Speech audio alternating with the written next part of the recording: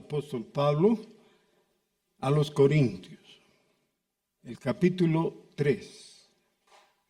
¿Comenzamos otra vez a recomendarnos a nosotros mismos? ¿O tenemos necesidad, como algunos, de cartas de recomendación para vosotros o de recomendación de vosotros? Nuestras cartas sois vosotros, escritas en nuestros corazones, conocidas y leídas por todos los hombres, siendo manifiesto que sois carta de Cristo, expedida por nosotros, escrita, no con tinta, sino con el Espíritu del Dios vivo, no en tablas de piedra, sino en tablas de carne, del corazón. Y tal confianza tenemos mediante Cristo para con Dios. No que seamos competentes por nosotros mismos para pensar algo como de nosotros mismos, sino que nuestra competencia proviene de Dios, el cual asimismo nos hizo ministros competentes de un nuevo pacto, no de la letra, sino del Espíritu. Porque la letra mata, mas el Espíritu vivifica. Y si el ministerio de muerte grabado con letras en piedras fue con gloria, tanto que los hijos de Israel no pudieron fijar la vista en el rostro de Moisés a causa de la gloria de su rostro, la cual había de perecer, ¿cómo no será más bien con gloria el ministerio del Espíritu? Porque si el ministerio de condenación fue con gloria, mucho más abundará en gloria el ministerio de justificación. Porque aún lo que fue glorioso no es glorioso en este respecto, en comparación con la gloria más eminente. Porque si lo que perece tuvo gloria, mucho más glorioso será lo que permanece.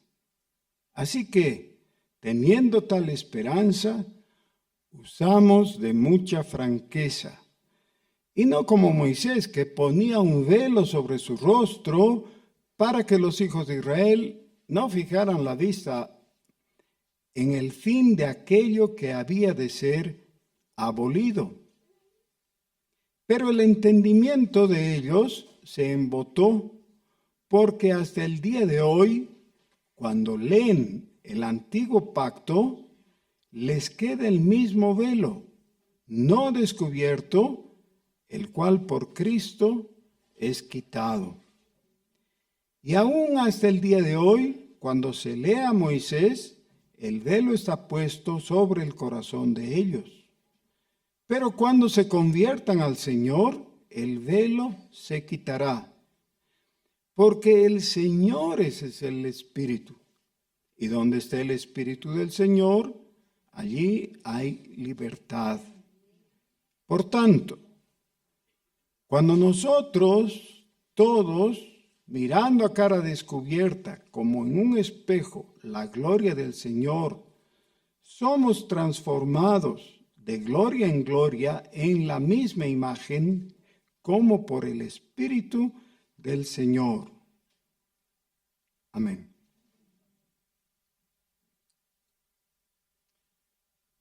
¿Entendieron la lectura?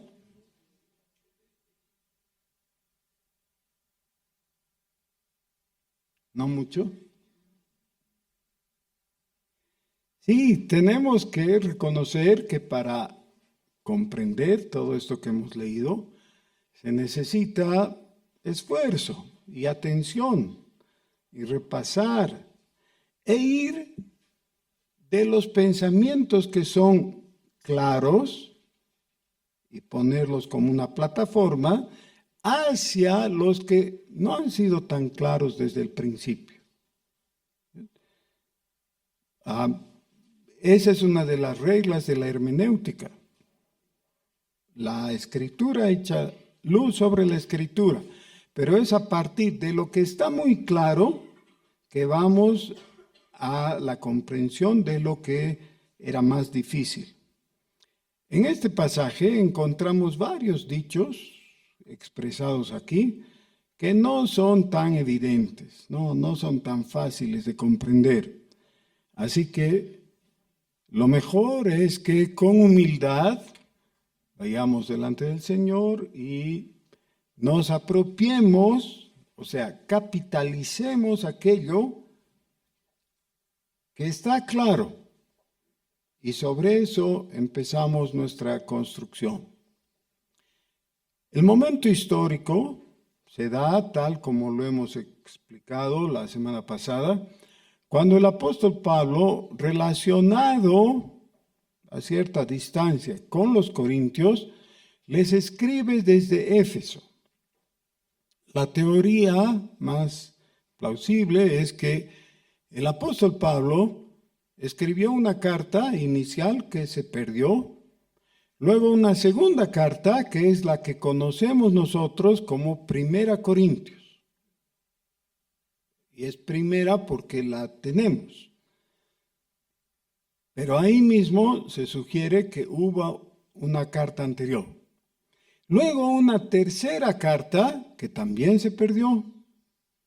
Y finalmente esta carta que la conocemos como Segunda Corintios, que vendría a ser la cuarta. ¿Ya? Entonces tenemos la segunda y la cuarta, si es que esa teoría es correcta. Se sabe de varias otras cartas que escribió el apóstol Pablo y que se han perdido. No ya a los corintios, sino a otros también, ¿no? Pero entonces, ¿cómo era la relación entre el apóstol y la iglesia de los corintios? En primer lugar, dejemos la flojera, la desidia de lado, porque hemos dicho que nunca se hace una lectura inteligente del texto si es que no encontramos un dato geográfico y lo buscamos. Es decir, si leemos, por ejemplo, Corinto, de Corinto eran los corintios. Sí, correcto. Ahora, Corinto, ¿qué era eso?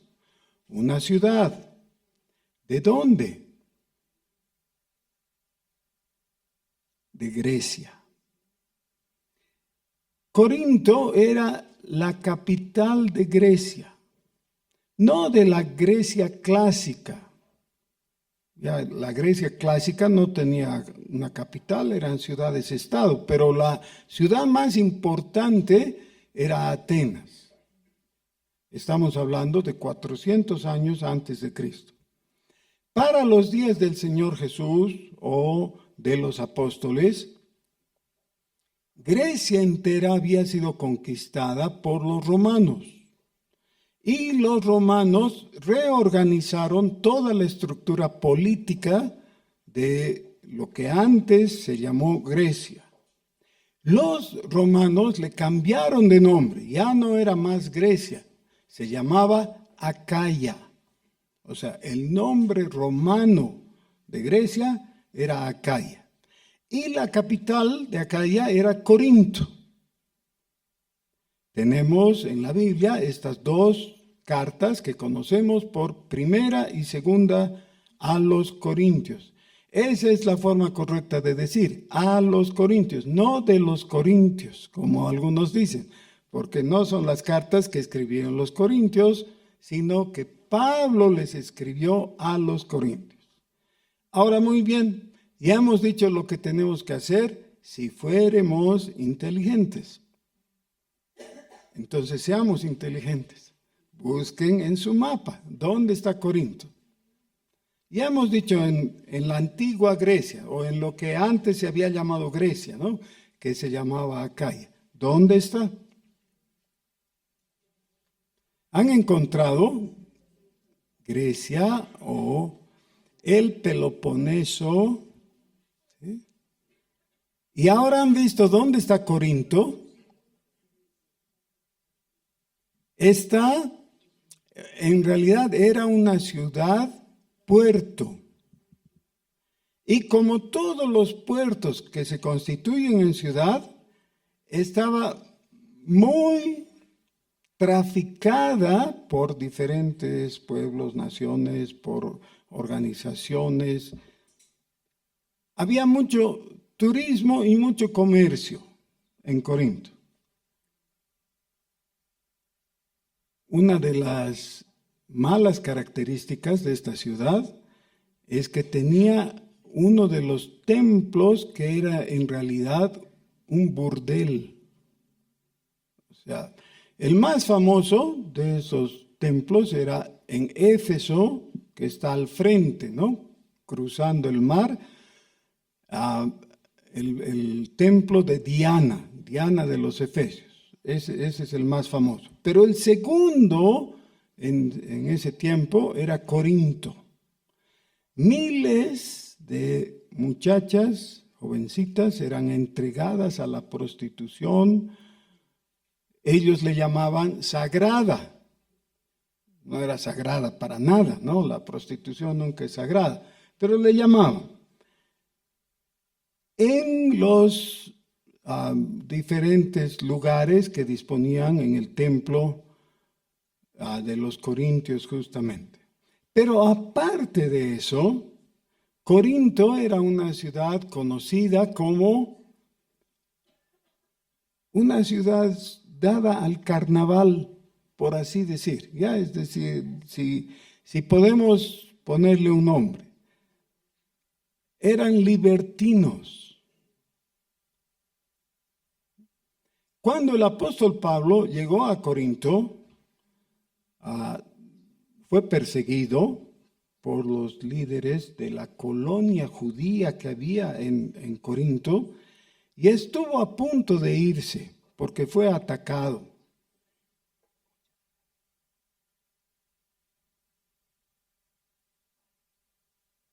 Dios se comunicó a él por un sueño y le dijo: no te vayas, quédate y predica.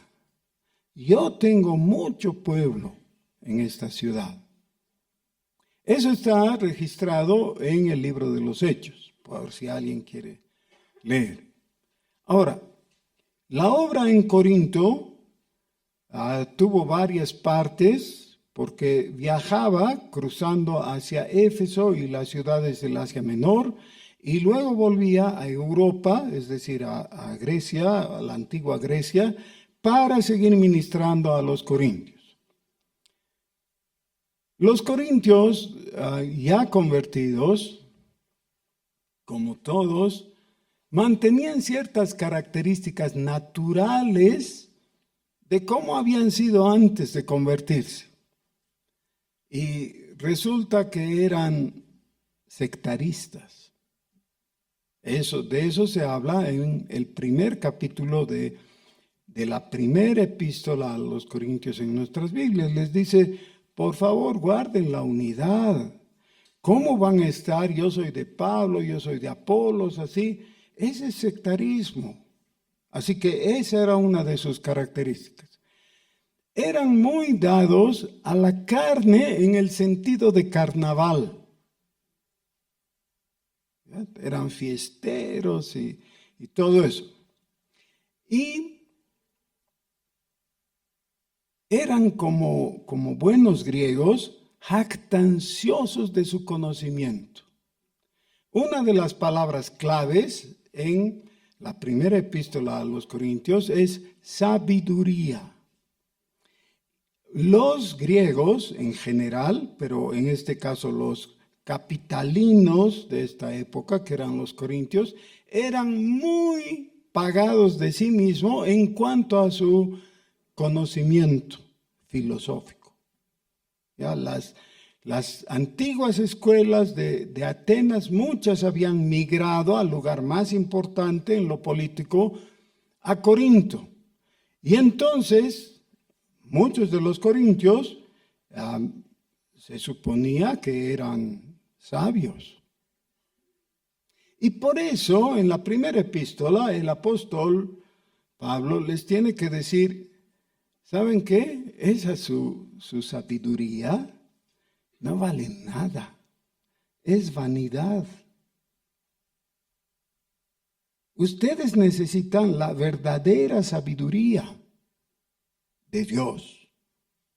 La sabiduría de Dios es Jesucristo. Y ahí es cuando les dice, los judíos piden señales, es decir, quieren ver milagros. Los griegos, es decir, los corintios y los otros, ¿no? Griegos, buscan sabiduría. Y yo me propuse, cuando estuve entre ustedes, no saber otra cosa que a Jesucristo y a este crucificado. Sí, pero para Dios, ¿qué es Jesucristo? Es su sabiduría y su poder. Y entonces, así de importante es. Bueno, los corintios también tenían ciertos problemas con el reconocimiento de la autoridad. Eran de esas personas dadas a decir, ¿qué sabe ese? A menospreciar. Y en su altanería llegaron a cometer semejante abuso realmente, pidiéndole a su padre en la fe, que era Pablo, que les presente una carta de presentación o de recomendación. Eso es tan ridículo. Él les había predicado el Evangelio por primera vez. ¿Cómo le iban a pedir credenciales? Sí, pero de eso está hablando en los primeros versículos que ya hemos visto hace 15 días también. Les dice, si tengo que presentar credenciales, ustedes son mis credenciales, porque yo les he hablado del Evangelio. Ustedes son creyentes porque yo les he traído la verdad. Entonces, ¿cómo me piden? Sin embargo, necesitamos reconocer que estamos hablando en dos niveles diferentes. Ustedes están en un nivel que es carnal, que es formal. No que es malo necesariamente, pero solamente alcanza a la formalidad. Yo les estoy hablando en un nivel superior, en el nivel espiritual. Y en ese nivel ustedes tendrían que reconocer mi competencia. Es decir, soy un ministro competente. Ustedes tendrían que poder distinguir eso. ¿Cómo es esto? Volvamos a leer algunos detalles que están aquí que son útiles. Dice, y tal confianza, versículo 4, tenemos mediante Cristo para con Dios. No que seamos competentes por nosotros mismos, para pensar algo como de nosotros mismos, sino que nuestra competencia proviene de Dios. Ahora, esto debiera decir todo ministro cristiano.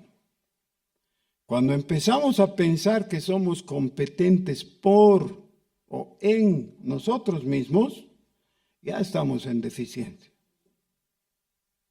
No importa cuán grandes sean nuestras cartas de presentación, nuestros atributos o lo que fuera. Miren, en los primeros días de la iglesia, el gran personaje humano fue el apóstol Pedro. Pedro brilló. Es el predicador de Pentecostés. ¿Se imaginan eso? Predicó sin nada de preparación, es decir, de logística, de propaganda, nada. La gente se reunió, le escuchó y 3,000 se convirtieron. ¿Quién sabe cuántos hayan escuchado? Pero 3,000 se convirtieron. Eso está en Hechos capítulo 2. Y un poquito más tarde, unos días más tarde, predicó en la puerta del templo, después de haber sanado a un cojo de nacimiento que estaba ahí. En esa ocasión, 5,000 se convirtieron. Así que si alguien dijera, el gran Pedro, no estaba equivocado, realmente un predicador fantástico.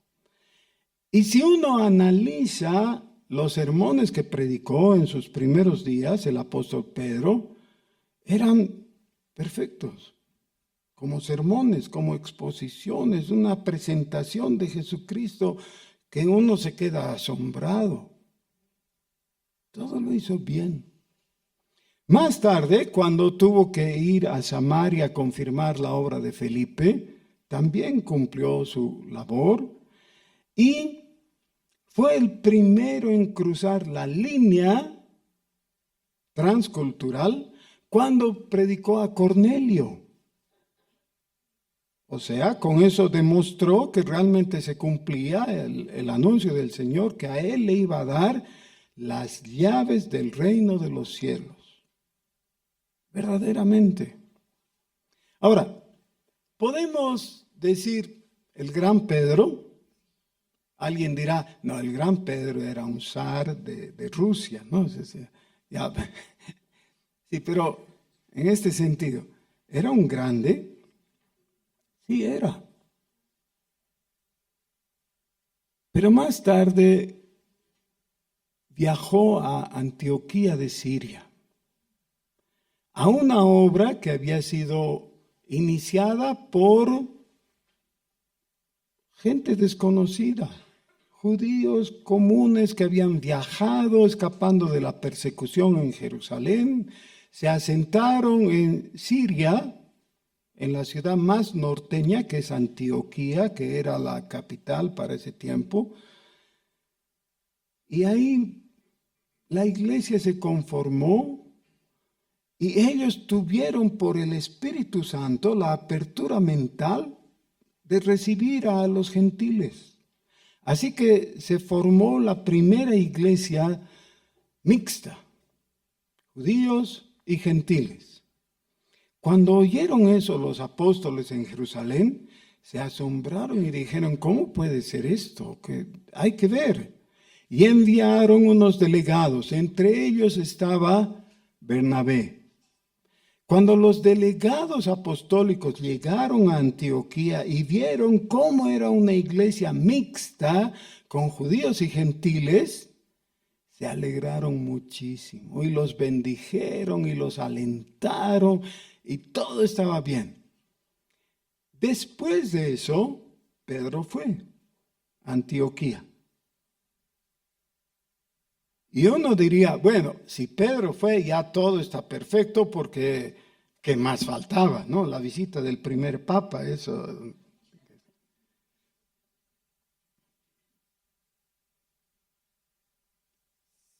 Pero no fue así. Hubo la primera disputa.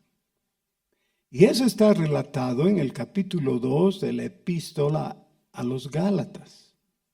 Ahí el apóstol Pablo dice, llegó el momento en que no me quedó más que confrontar a Pedro y decirle, no estás haciendo bien, eres un hipócrita. ¿Qué? Yo soy el gran Pedro, ¿cómo me vas a decir hipócrita? No reaccionó así, felizmente. Le dijo, cuando tú estás con los gentiles, te comportas como cristiano. Pero cuando ves a judíos, te retraes y ya no te mezclas con los gentiles. Hipócrita. No se cuenta cómo terminó la conversación, pero se asume que Pedro en humildad reconoció su falla. Se asume, porque después las relaciones fueron buenas y todo lo demás. Pero lo que estoy mostrando, un ministro competente que es indiscutible, como Pedro, tuvo que ser llamado al orden y confrontado así con tanta firmeza porque dejó de ser competente. Ahora, todos nosotros debiéramos poner las barbas en remojo, ¿no es verdad? Y ver que nadie puede jactarse de un grado de espiritualidad incomparable. Y yo creo que si algo podemos ofrecerles a nuestros hijos, estoy hablando de los varones especialmente, pero de los padres en general, es esto, el poder asumir con humildad que también nos equivocamos y que también podemos decir, hijo, tú tenías razón, yo estaba mal, perdón, y ya. Si no podemos hacer eso, entonces tal vez estamos cayendo en el peor de los pecados, que es el tener ojos altivos. El que tiene ojos altivos tiene gran dificultad de reconocer sus errores. Pero aquí el apóstol le está reconociendo, está diciendo, no pretendo ser competente por mí mismo, es por Dios. Dios nos ha hecho ministros competentes. Ahora, el ministerio competente o eficiente, si ustedes quieren, involucra algo que va a venir y que puede ser para bien o para mal. Y que está plasmado en una palabra que aquí en este pasaje se va a repetir varias veces. En el versículo 7 lo tenemos 2 veces. En el 8, en el 9 2 veces, en el 10 3 veces, en el 11 2 veces y en el 18 3 veces. ¿Cuál es esa palabra? Gloria. Gloria. Ahora, teniendo eso en cuenta, veamos de nuevo el versículo 7. Y si el ministerio de muerte, grabado con letras en piedras, fue con gloria, primero, eso incluye una afirmación. La afirmación es que el ministerio antiguo, es decir, del antiguo pacto, dependió de un registro. ¿Cuál era ese registro? ¿Recuerdan ustedes? Como 1500 años antes de este tiempo, cuando fue escrita la epístola, un poquito más, Dios habló con Moisés y le dijo que suba al monte Sinaí. Y le dio algo objetivo. Con objetivo quiero decir concreto, material. Le dio 2 tablas de la ley. ¿Qué decían las tablas? Los 10 mandamientos. ¿Sí? ¿Y qué dice? No tendrás dioses ajenos delante de mí.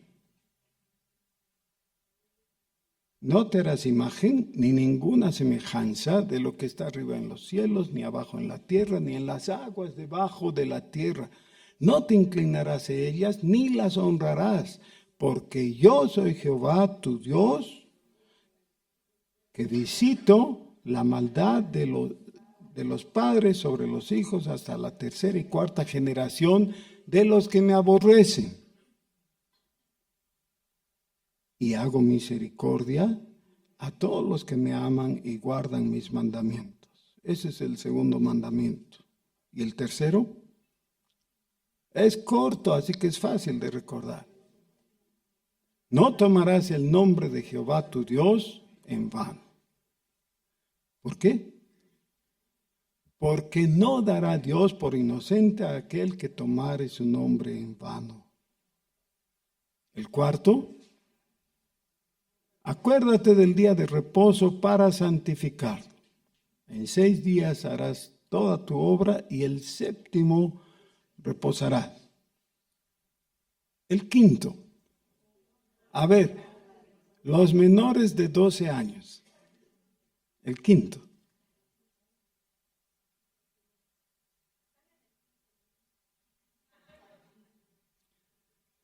Honra a tu padre y a tu madre. Muy bien. El sexto. No matarás, y con eso comenzamos la segunda tabla, ¿no? No matarás, ¿qué quiere decir? No le quites la vida a tu prójimo. El séptimo. No cometerás adulterio, ¿qué quiere decir? No le quites la mujer a tu prójimo. El octavo. No hurtarás o no robarás. El noveno. Sí. Ahora, no robarás es no le quites la propiedad a tu prójimo. Y el noveno, no le quites su nombre, su prestigio. ¿Ya? No le quites su buena fama. Y el décimo, finalmente, no codiciarás. Muy bien. Ahora, ¿qué tiene de falla esos 10 mandamientos? ¿No hay falla? No hay falla. Aún los ateos tienen que reconocer que para formular un sistema moral necesitan de los 10 mandamientos, porque si no, no tienen asidero. O sea, si hay algo sabio en la historia de la humanidad, es la ley dada por Dios que está resumida en los 10 mandamientos. Debiéramos siempre estar agradecidos a Dios por los 10 mandamientos. ¿Okay? ¿Qué tenía de mal? No tiene. Por eso dice que fue dada con gloria. Aquí están los 10 mandamientos y no dice, vas a disculpar, me faltaba medio mandamiento. No hay lugar a disculpas, a mejoría, nada. Perfecto, con gloria. Sin embargo, a continuación nos declara algo que va a hacernos pensar. Versículo 7. Y si el ministerio de muerte grabado con letras en piedras fue con gloria, tanto que los hijos de Israel no pudieron fijar la vista en el rostro de Moisés a causa de la gloria de su rostro, la cual había de perecer.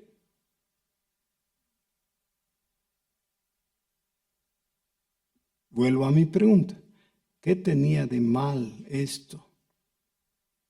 Y hemos dado una respuesta inicial. No tenía nada de malo, tenía gloria.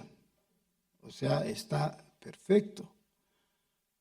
Sí, pero tenía una deficiencia que está mostrada en el inicio del versículo. Dice, y si el ministerio de muerte.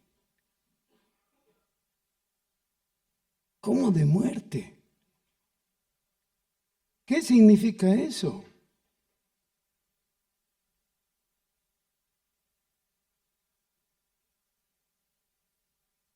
Si tú tienes un Dios, reconoces o adoras o mencionas, convocas a un Dios que no sea el Dios de la Biblia, a Jehová, la pena es muerte. Porque el mandamiento es, no tendrás dioses ajenos delante de mí. La sanción, muerte. Esto está dado a través de toda la Biblia y es válido para todas las épocas, desde Génesis a Apocalipsis y con todo lo que eso representa. Otra vez, todavía en nuestros días es válido si tú tienes otro Dios que no sea el Dios verdadero, el Dios de la Biblia, Jehová de los ejércitos, como quieras llamar, Elohim, eres digno de muerte. Y ya en la lectura del Nuevo Testamento entendemos que no es la muerte física nomás, sino es la muerte espiritual, la muerte eterna. ¿Quieres otro Dios? Al infierno. Así que a eso le llama el ministerio de muerte. Porque lo mismo sucede con el segundo y el tercer y el cuarto mandamiento. Miren, hay un momento ahí en el libro de Números que un hombre blasfema y es escuchado por toda la comunidad. Entonces van a Moisés y le dicen, todos hemos escuchado que este hombre ha blasfemado. ¿Qué debemos hacer? Ahora, ellos tendrían que haber ido a la ley nomás, nada más, pero como que están dudosos de aplicar la cosa a la letra. Y Moisés mismo se queda paralogizado. 2 veces se queda paralogizado Moisés ante la necesidad de cumplir la ley a la letra. Esta es una de las veces. Entonces dice él, voy a consultar a Jehová. Y se retira a orar. La respuesta de Dios es inmediata. El tal muera. Se ha apedreado hasta morir. Pero qué gran cosa ha hecho, que es una pequeña blasfemia por ahí. ¿Una pequeña? Cuando alguien blasfema contra el Señor, esa no puede ser una pequeña ofensa. Porque aquel a quien está agraviando es el mayor de todos. Claro que es una gran ofensa.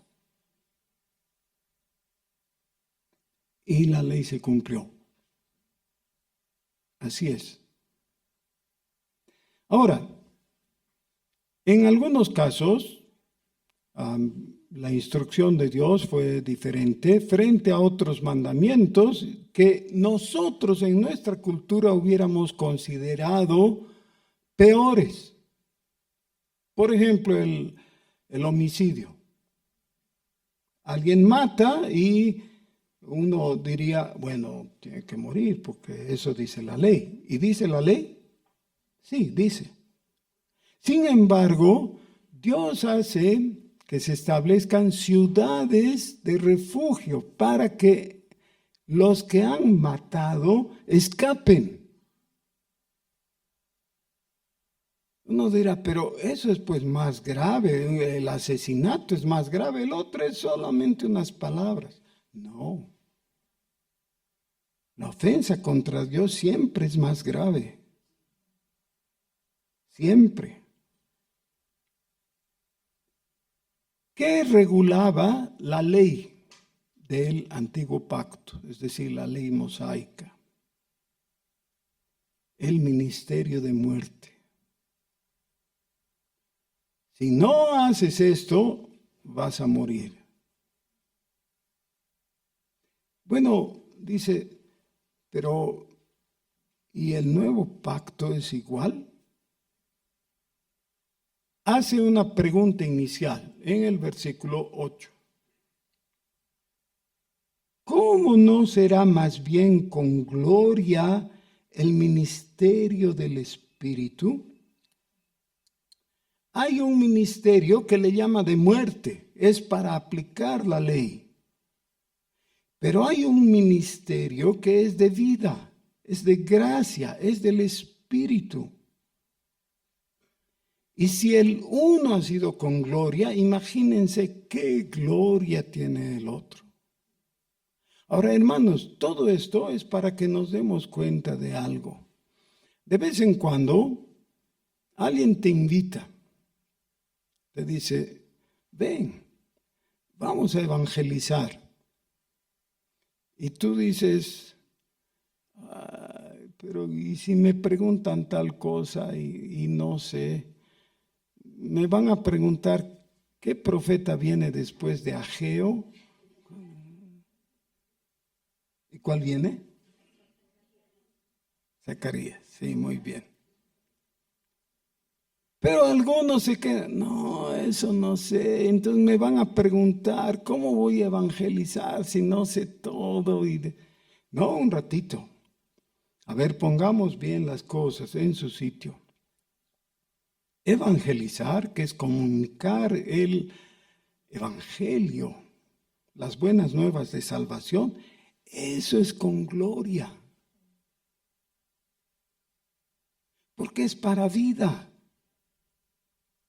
Y si el antiguo pacto, el antiguo ministerio era con gloria, pero era para muerte. Este nuevo ministerio al que ha sido llamado, ¿cómo no va a ser con gloria, siendo que es del Espíritu?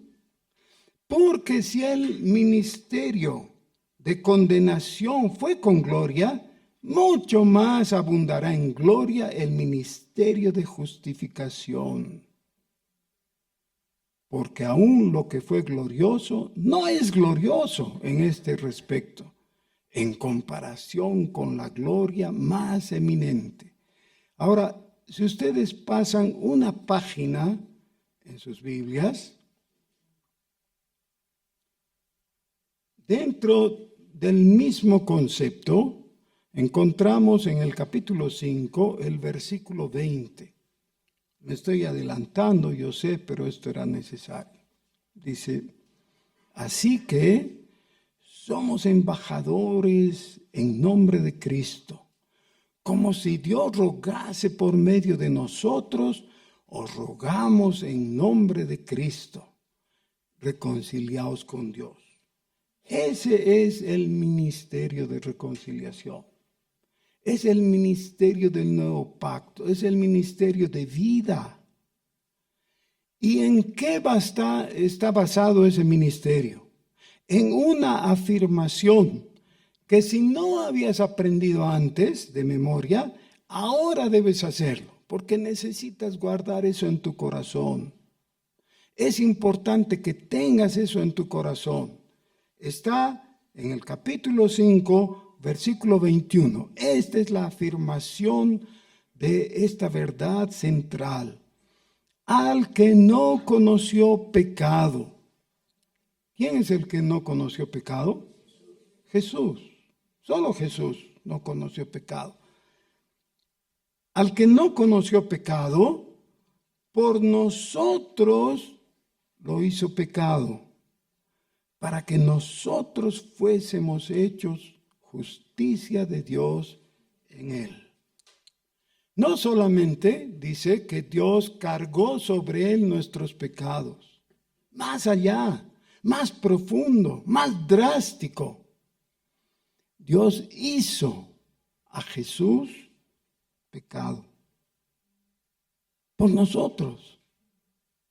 ¿Para qué? Para que nosotros seamos hechos justicia de Dios en él. 2 Corintios capítulo 5, versículo 20. Al que no conoció pecado, por nosotros lo hizo pecado, para que nosotros fuésemos hechos justicia de Dios en él. Vamos a aprender. Saben que después de que aprendan esto, yo voy a poder decir de ustedes, libre estoy de su sangre sobre sus cabezas. Yo yo ya les comuniqué el Evangelio. Al que no conoció pecado, Jesucristo el Señor, por nosotros lo hizo pecado, para que nosotros fuésemos hechos justicia de Dios en él. Ahora, no se miren y se sonrían amablemente. No, hablen esta verdad, que entre en sus mentes y sus corazones. Al que no conoció pecado, por nosotros lo hizo pecado, para que nosotros fuésemos hechos justicia de Dios en él. Este es el Evangelio, esto es lo que tienes que creer. Que Dios te bendiga.